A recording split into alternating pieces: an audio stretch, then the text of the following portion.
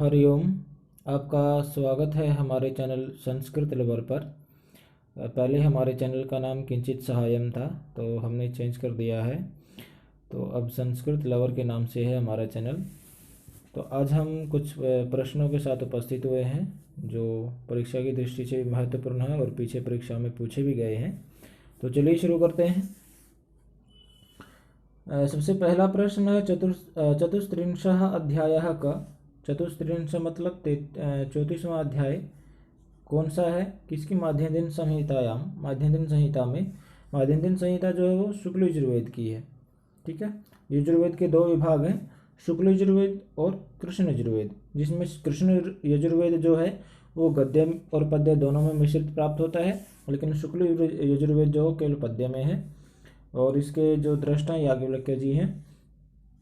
तो इसका जो 34वां अध्याय है वो शिव संकल्प सूक्त के नाम से विख्यात है और इसी संहिता में 40वां अध्याय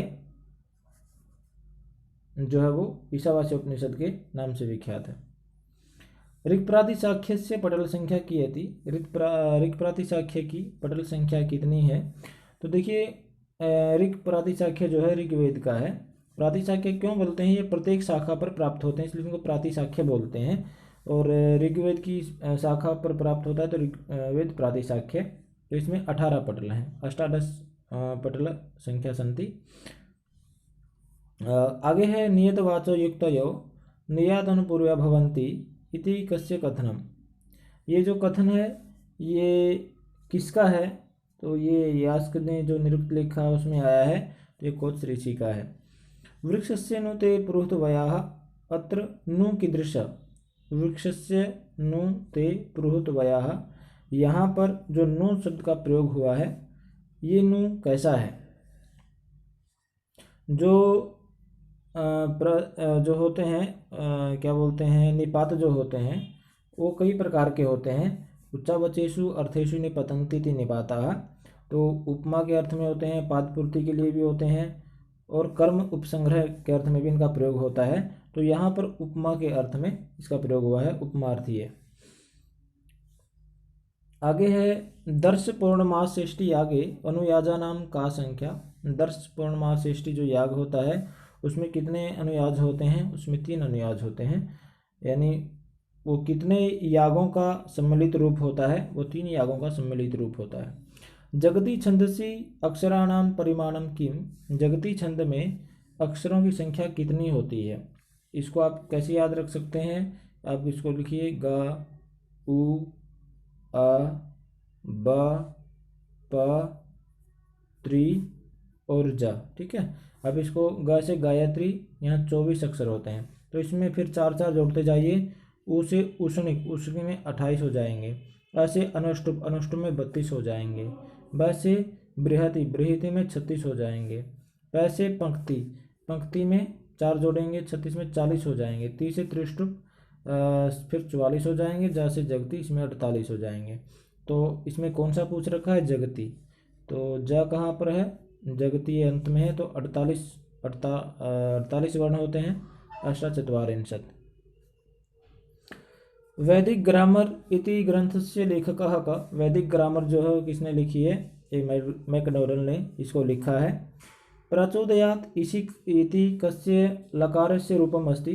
प्रचोदयात् जो है वो किस लकार का रूप है? हम बोलते हैं धियो यो नः प्रचोदयात्, तो ये लेट लकार का रूप है। जो लेट लकार है वो केवल वेद में ही प्राप्त होता है, बाकी अन्य जगह ये प्राप्त नहीं होता है।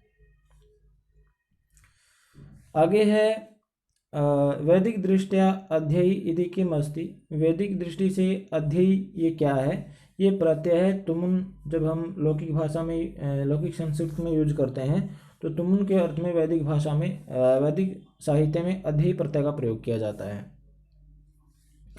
नाम आख्याताभ्याम वियुक्ता अपि उपसर्गः वाचकः इति कः मन्यते। यानी नाम और आख्यात से अलग उपसर्ग भी अपने अर्थ के द्योतक होते हैं, ये कौन मानता है? ये गार्ग्य मानते हैं। तो निरुक्त में उक्ति है न निरबद्धा उपसर्गार्थान निराहु, यानी अगर उपसर्गों को अलग कर दिया जाए तो उनका कोई विशेष अर्थ नहीं निकलता, ऐसा शाक्टायन का मत है। तो लेकिन गार्ग्य ऋषि कहते हैं कि नहीं, ऐसा नहीं है। जब नाम और अज्ञात से उपसर्ग अलग होते हैं तभी वो विशेष अर्थ के वाचक होते हैं, तो ये गार्ग्य ऋषि मानते हैं।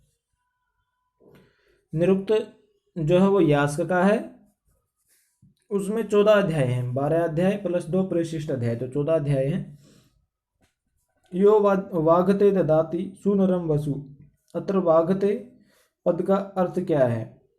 तो यहाँ पर यज्ञकर्तरे यानी यज्ञकर्ता के लिए वाघते शब्द का प्रयोग आया है, यानी यज्ञकर्ता के लिए वाघते। महदयसो यशः सः इति विग्रहे बहुव्रीहि समासे कः प्रयोगः। महदयसो यशः सः, उसको क्या बोलेंगे? बहुव्रीहि समास का ये उदाहरण है, उसको महायशा बोलेंगे। ठीक है। अस्तु अग्रे चलामः। साध्य शून्यो यत्र पक्षः स कीदृशः हेतु अभाव स। जिसमें साध्य शून्यता हो, पक्ष जिस पक्ष में साध्य शून्यता हो तो वह कैसा हेतु आभास है? वो बाधित। तो हेतु आभास 5 प्रकार का होता है। आगे बाध नहीं, तर्क भाषा अनुसारम आत्मा कीदृशः। तर्क भाषा के अनुसार आत्मा कैसा है? तर्क भाषा के अनुसार जो आत्मा का कैसा वर्णन किया गया है, उसको आत्मा को कैसा बताया गया है? प्रति शरीरम भिन्नो, यानी हर एक शरीर में भिन्न है। विभु, विभु मतलब सर्वव्यापक है। नित्यश्च, और नित्य है, यानी उसका कभी नाश नहीं होता, वो सर्वव्यापक है, सभी में उपस्थित रहती है और हर एक शरीर में वो भिन्न है।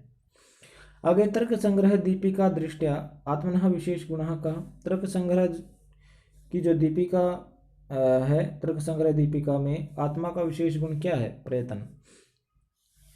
अर्थ संग्रह ये लोकाक्षी भास्कर का है। प्रत्यय लिंगन सेन कीदृशी भावना उक्ता। अर्थ संग्रह में प्रत्यय की लिंगंश के रूप में कैसी भावना बताई गई है? तो वो शाब्दिक भावना बताई गई है। आगे है बांतु परिवार कस्य खंडस्य भाषा परिवार अस्ति। बांतु जो परिवार है वो किस खंड का भाषा परिवार है? अफ्रीका खंड का। आगे है संस्कृत भाषायाः यूरोपीय भाषा भी सह संबंध सर्वप्रथमं केन उद्घाटितम्। संस्कृत भाषा का यूरोपीय भाषाओं के साथ संबंध सबसे पहले किसने बताया? तो सर विलियम जेम्स ने बताया कि ये सब भाषाएं आपस में मिलती जुलती हैं। तो संस्कृत भाषा जो है वो शतम वर्ग में आती है। 2 वर्ग बनाए गए हैं भाषाओं के, शतम वर्ग और केंटुम वर्ग। केंटुम वर्ग में लैटिन आदि भाषाएं आती हैं। आगे है हिब्रू कस्य परिवार से भाषा। हिब्रू किस परिवार की भाषा है? सामीहामी परिवार की है। समीकरणम कस्य दिशा वर्तते। समीकरण किस दृष्टि से होता है? तो ध्वनि परिवर्तन की दृष्टि से समीकरण होता है। आगे है पाणिनीय शिक्षा के अनुसार स्वरानाम संख्या कियति। पाणिनीय शिक्षा के अनुसार स्वरों की संख्या कितनी होती है? 21। आगे है ब्राह्मणेन अवश्यम शब्दाज्ञया कथनमिदं पतंजलिना कस्य व्याकरण प्रयोजनस्य विषय कृतम। ब्राह्मण के द्वारा अवश्य ही शब्दों का ज्ञान होना चाहिए। ये पतंजलि ने किस व्याकरण प्रयोजन के अंतर्गत किया गया है? लघु के विषय में। व्याकरण के 5 प्रयोजन बताए गए हैं: रक्षा, ऊह, लघु, आगम, असंदेह। तो जब लघु का वर्णन किया गया तब पतंजलि ने ऐसा कहा। ठीक है। व्याकरण के गौण प्रयोजन 13 बताए गए हैं। आगे है पराजेरासोढ़ इत्यनेन सूत्रेण कथमं कारकं भवति।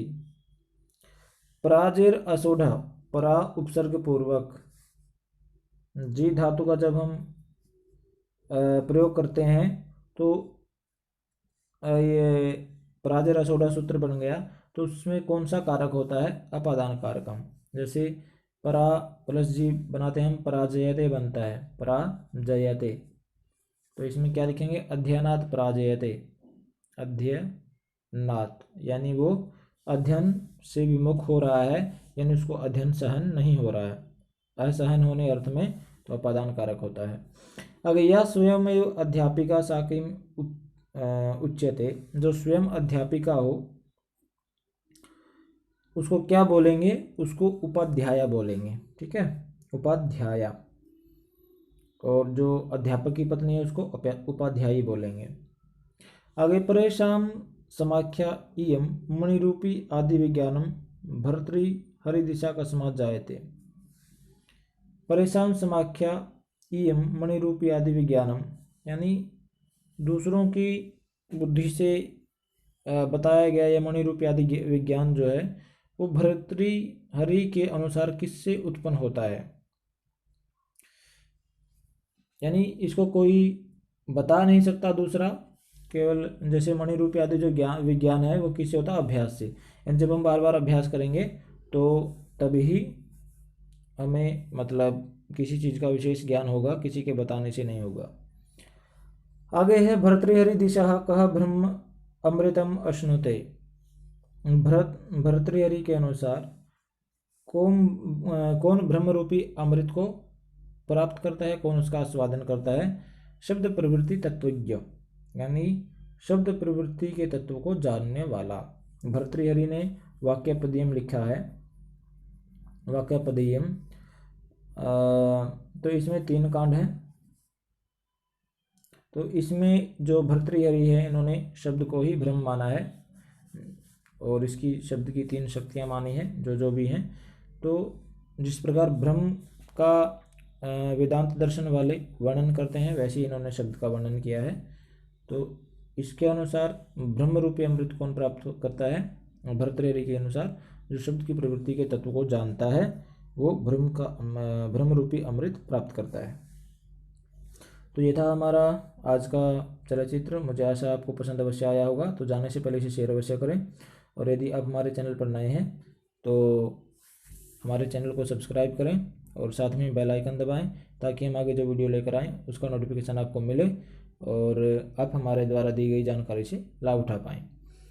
और यदि आपको ये PDF चाहिए तो कमेंट नहीं, इसमें क्या बोलते हैं, नीचे डिस्क्रिप्शन बॉक्स में आपको टेलीग्राम का लिंक मिलेगा।